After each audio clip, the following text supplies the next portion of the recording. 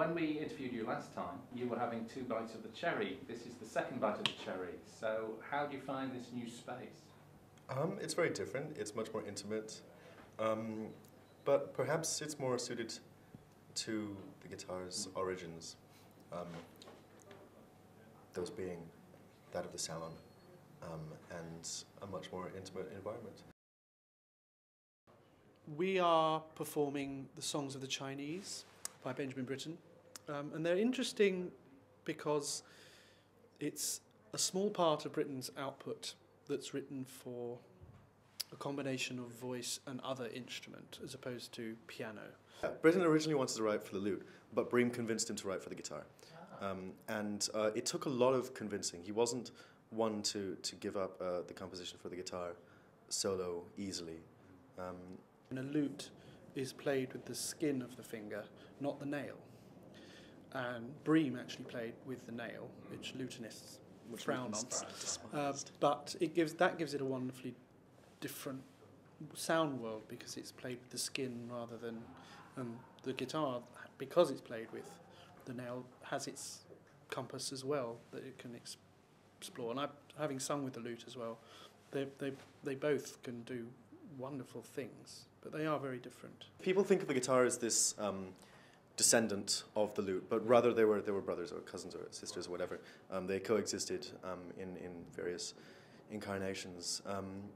The main difference, there are so many differences. The lute is double chorused, so it means that for every string, for every pitch that the string represents, there are 2 strings. And the fourth is also displaced.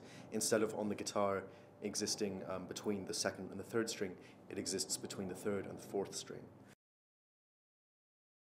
This is something that's heavily debated among academics, but this particular work by Bach, the Prelude, Fugue and Allegro BWV 998, is most likely written for the Lauten clavier, which is this curious lute harpsichord hybrid. We don't actually know what they really looked like, but we do know that Bach had 2 in his possession at the time of his death. And from blueprints, because they were all destroyed through fire or otherwise, from blueprints, contemporary harpsichord makers have recreated this instrument. It wasn't greatly popular. And I mean, I've spoken to several harpsichordists who have said, yeah, it's a nice idea to have what's effectively a keyboard instrument with the timbre of the lute and the sound world of the lute. It's a nice idea, but altogether it's a little gimmicky.